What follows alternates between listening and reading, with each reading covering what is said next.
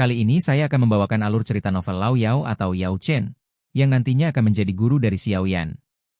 Sebelum lanjut, alangkah baiknya kalian klik tombol like dan subscribe channel ini ya. Di dataran tengah, terdapat pegunungan Shenong.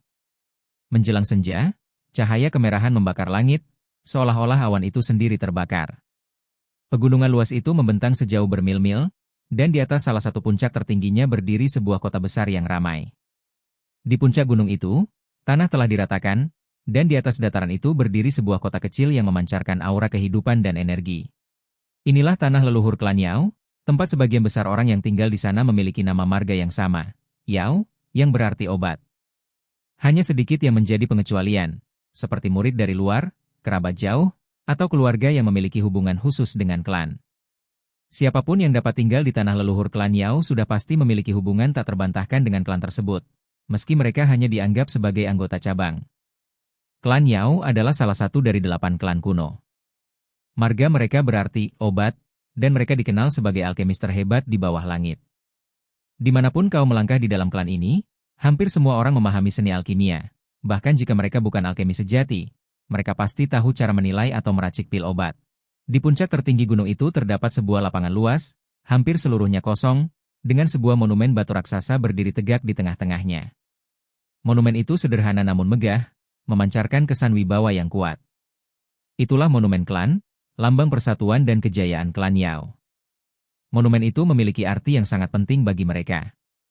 Hanya anggota klan yang paling terkenal yang boleh mengukir namanya, beserta nama orang tuanya, di atas monumen klan.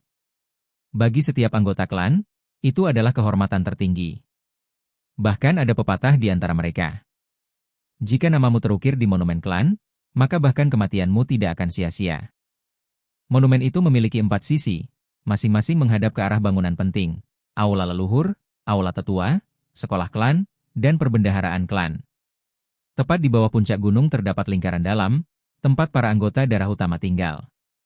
Di bawahnya lagi, berdiri rumah-rumah para anggota berpengaruh lainnya. Dari daerah itu, aroma obat-obatan pekat sesekali menyebar ke udara. Sementara di kaki gunung, tinggal para anggota biasa klan. Bangunan di sana sederhana, tak semegah wilayah atas, terlihat seperti kota kecil pada umumnya. Di salah satu jalan, sekelompok anak berusia sekitar 7 tahun sedang bermain permainan alkimia. Walau hanya permainan, mereka melafalkan rumus-rumus pil obat dengan benar, bukan karangan, tapi rumus nyata. Ketika mereka asyik bermain, sekelompok pria tinggi datang dari kejauhan. Saat mereka berjalan mendekat, cahaya matahari senja membuat bayangan mereka memanjang di jalan. Hei, kalian masih main di luar? Cepat pulang, waktunya makan malam. Anak-anak itu berteriak gembira dan berlari ke arah para pria itu. Ayah sudah pulang. Ayah. Kemarin aku belajar cara membuat pil di sekolah klan. Suara mereka riuh penuh semangat, sementara para ayah tertawa sambil mengangkat anak-anak mereka ke bahu masing-masing. Di antara mereka, ada seorang bocah 5 tahun yang tampak lebih tenang. Ia menggenggam tangan ayahnya erat-erat, merasakan kehangatan sederhana yang membuatnya bahagia. Chen Er, kenapa? Kamu nakal lagi sampai ibumu marah? Anak itu menunduk. Ibu marah, katanya tak mau mengakuiku lagi. Ayah bisa bujuk ibu kan? Hahaha, tentu. Ayah dan anak seperti kita ini, kalau bekerja sama, pasti bisa bikin ibu masak makanan enak untuk kita. Yao Huo tertawa dan mengangkat putranya ke pundak. Yao Huo, anakmu nakal lagi? Seorang pria tegap muncul sambil menggendong anak gendut berumur 5 tahun. Ayah, Yao Chen pakai vas bunga kesukaan bibi buat jadi tungku obat, teriak si anak gendut keras-keras. Batuk.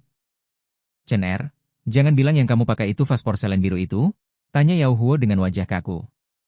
Yao Chen menunduk, lalu berkata dengan cemas sambil memegang kepala ayahnya.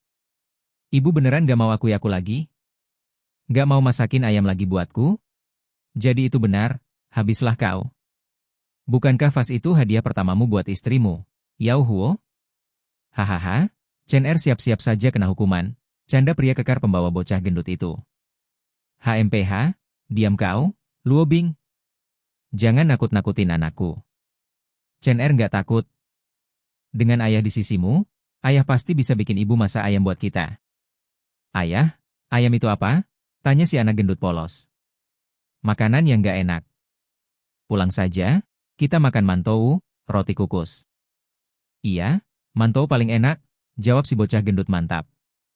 Yao Huo mendengus, Luo tua, anakmu itu kecil dan gendut begitu, kau yakin mau pelihara dia? Luo Bi menatap balik, kau tahu apa? Sudahlah, kami pulang dulu. Kami juga pulang, seru Yao Huo sambil tertawa. Keduanya tampak seperti pemimpin kelompok itu, karena begitu mereka bicara, semua pria lain ikut mengangkat anak-anak mereka dan beranjak pulang sambil tertawa-tawa. Mereka bertetangga, jadi berjalan pulang melalui jalan yang sama. Anak gendut itu bernama Luo Shu, dan sepanjang jalan ia terus mengoceh, entah menggoda Yao Chen karena dihukum, atau mengeluh tentang kakaknya Luo Shan. Tapi setiap kali bicara soal Yao Chen, ia sesekali melirik diam-diam, jelas ingin mendapat perhatian. Namun Yao Chen tak menanggapi. Ia merasa nyaman di pundak ayahnya yang lebar. Seandainya saja ibunya tidak marah, semuanya pasti sempurna. Ketika mereka tiba di rumah, Yao Chen langsung melompat dari bahu ayahnya dan berteriak. Ibu! Ayah sudah pulang. Sosok Anggun keluar dari rumah dengan ekspresi terkejut. Tapi begitu melihat wajah cemas Yao Chen yang melirik ke dapur, bibirnya melengkung sedikit. Ia segera mengubah ekspresinya menjadi pura-pura marah. HMPH, akhirnya kau mau pulang juga ya? Yao Huo mengedipkan mata pada Yao Chen sambil berkata. Haha, aku lapar sekali. Ada paha ayam buat makan malam gak? Paha ayam buatan istriku yang cantik, Yao King, adalah yang paling enak di dunia. Benar kan, Chen Er? Iya. Paha ayam ibu yang paling enak di dunia, seru Yao Chen cepat-cepat. Satu penipu tua dan satu penipu kecil, siapa yang kau panggil istri cantik itu? Hah? Tentu saja kamu. Yao Huo tersenyum polos sambil memeluk lembut istrinya yang masih berpura-pura marah. Ayah, aku lapar, potong Yao Chen, dan perutnya ikut bergemuruh setuju. Sudahlah, ayo makan. Yao King tertawa, akhirnya tak bisa menahan diri. Ia lalu membawa mereka ke dapur. Meja makan penuh dengan piring tertutup.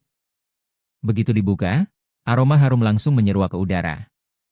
Wah, ibu memang yang terbaik, seru Yao Chen bahagia.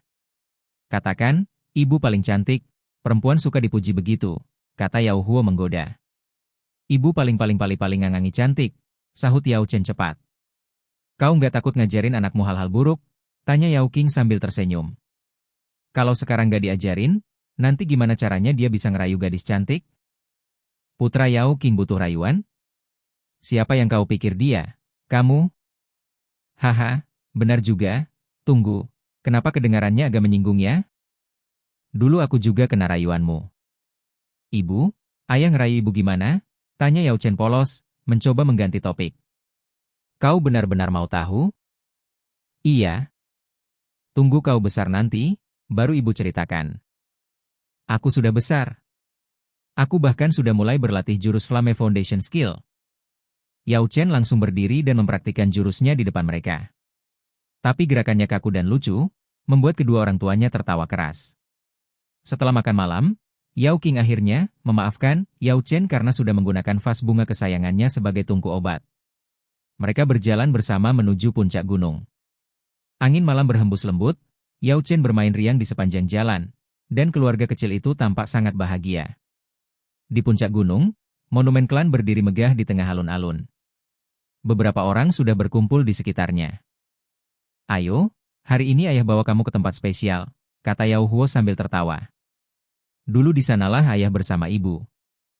Yao Huo, seru Yao King dengan pipi merona merah. Hehe, cepatlah, kalau terlambat tempat terbaik untuk lihat matahari terbenam keburu diambil orang lain.